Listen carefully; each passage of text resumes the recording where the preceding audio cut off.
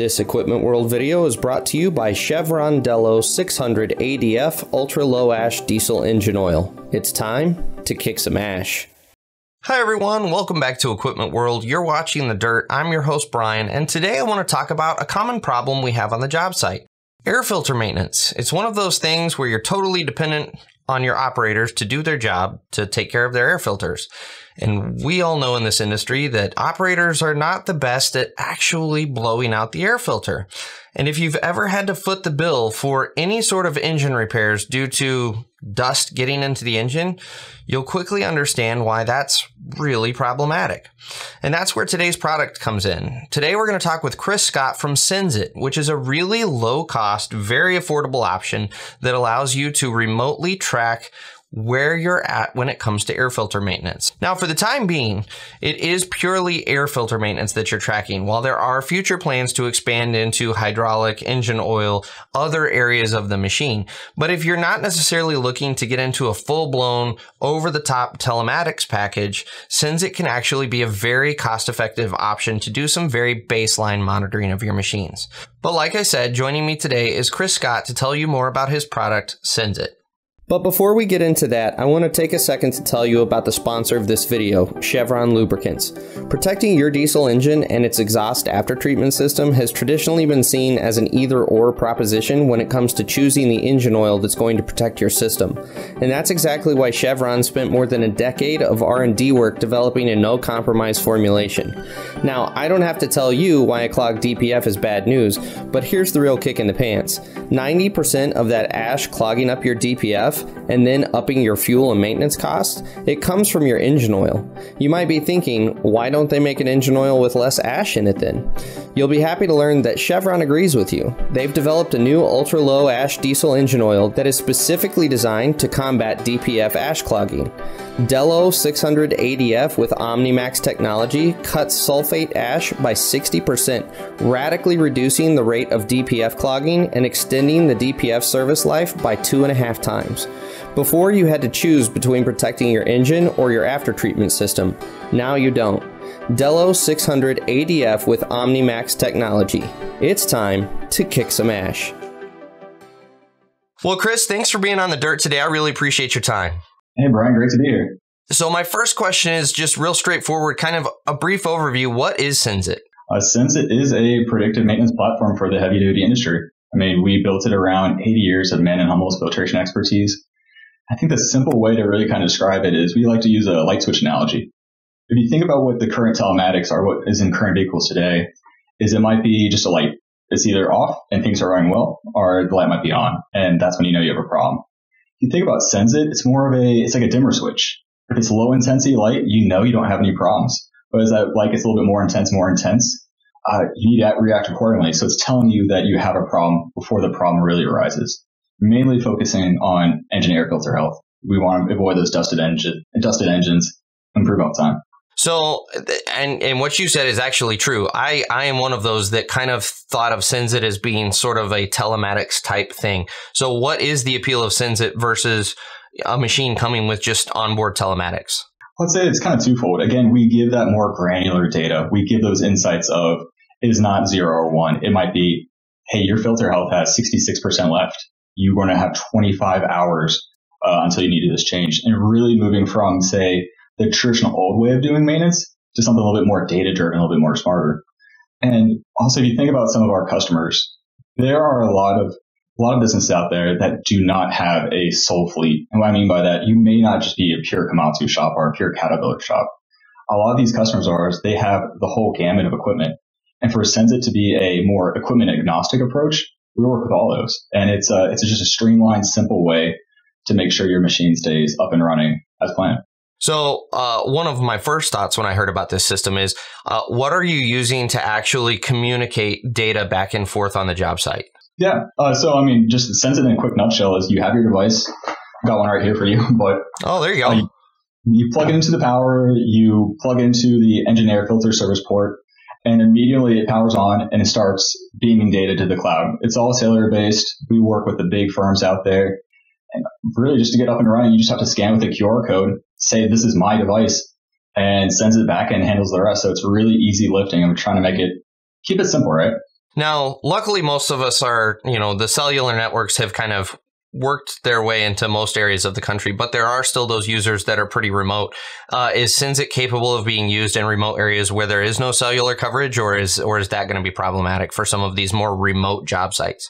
No, I mean, we've been doing this since 2017 with 1,000 devices in the field, and we get it. I mean, if you look at our customers, it could be a remote oil and gas field in Texas to an open pit mine in Nebraska. My phone probably won't work there, right? But so we do strategically engineered our product to make sure it functions. What I mean by that is we work with all the big telecoms out there, making sure we're getting the most reliable, highest quality service. Our sensitivity of the hardware itself is actually more sensitive than what you may have on your smartphone, right? Your iPhone may not connect, but the Senzit will. Occasionally, we will see some, especially those open pit mines, where you might see some coverage gap. We have antennas, so you put those antennas on there, you boost your signal. And I'd say this handles 98% of the problems. But there's still that 2%, right? And so if we think about that 2% is the Senzit is always going to be collecting that data. It's going to make sure your machine, it knows what's happening with your machine. And it can hold, so say if you lose coverage for a few hours, we're going to be holding on to days worth of that data. And so once that connection's reestablished, it goes straight back up there. So even though you may have been off the grid, your data doesn't show it. Interesting. Okay. So it's actually physically storing the information in the device until it sees an opportunity to transmit that data, and then it's going to send it out. Exactly. I mean, the last thing you want to do is collect all this data, but not be able to consume it. And data is useless if you can't send it, and data is useless if you can't get an insight from it. So we try to put all these little fail safes in there just to really make sure we're a rugged industry, right? We need to make sure our product's rugged too. Sure. So what machine parameters are being tracked by Senzit? Is this primarily just for air filters, or have you moved into other areas of the machine as well? So I'd say the focus, and when we started in 2017, it's always been about the engine air filter health. So what I say by that is we're looking at what your dust load percentage might be, 20%, 60%, 80%, and how that kind of correlates to remaining useful life. We're really trying to make a more educated, predictive base maintenance approach. But then there's also the secondary features too. We're able to track mileage, how much you may have driven your fleet. We'll also be able to track engine hours and other GPS-based metrics. And so when you kind of take all that and you can start getting little creative features with that, you can start managing warranties better. You can look at fleet utilization, how much you're actually using your equipment better, track and log maintenance in there. I mean, there's a whole list, and it gets pretty creative on how we see our customers using these features and build an actual product around top of that. So one of the things that occurred to me as you held up that box, I want to circle back to that. When you're physically installing this device on the machine, is it a physical wired-in device that we actually have to tap into the electrical system of the machine, or how does the install process work? Install process simple enough. We have two main wires you need to worry about.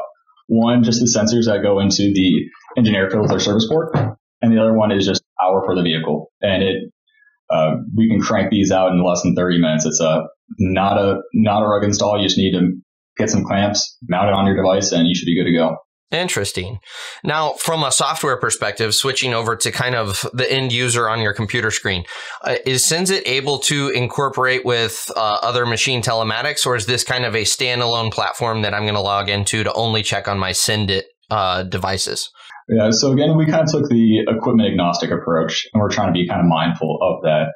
So I guess to answer your question, yes, there are integration capabilities. And what we always try to tell our customers is start first with Senzit, learn to love the product and get the value out of it.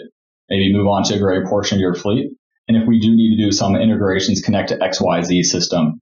We've done it before, and we can gladly get the product team to do it again. But right now we're trying to just keep it as a Senzit hub, but we do have integration capabilities.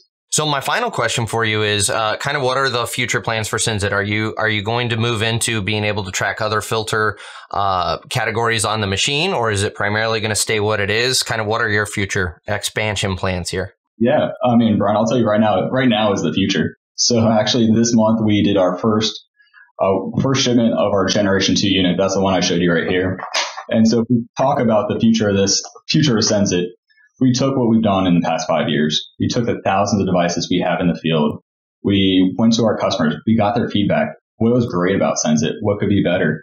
What unmet needs are you kind of seeing in that industry? And so with this new launch of the unit, we're rapidly rolling out. They're shipping out of our warehouses, and we're getting great feedback from the field. So what makes me excited about this is it's the new chapter and it's new capabilities we're unlocking.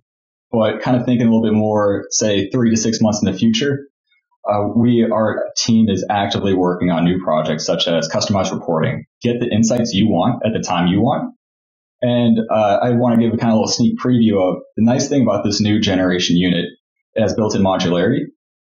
And so say if you do need to monitor something else that's important to you, whether we're talking oil quality, fuel health, hydraulics, don't be surprised if you see in the future new Senzit kits coming out there, really based off where we're seeing our customers' big pain points are. So it's going to be an exciting year for Senzit. Perfect. Now, I know I told you that was the final question, but I've got one more bonus question time. All right. How does this work from a payment standpoint? We don't have to delve into actual pricing, but is it kind of a price per unit and then there's a subscription service for the Senzit platform, or kind of what's their pricing structure there? Absolutely. So you buy the unit and we give you a 1-year bundle for your subscription. Learn to love it. We want to make sure we'll give you all the support you need to make sure you're successful deploying your Senzit. After a year, we do have a license model where you can easily pay on your Senzit portal, pay by credit card, simple as that. Otherwise, I know some of these bigger firms, if you want to do a PO, we'll gladly accept that. We just try to keep it as easy as possible with as many options out there. Sure.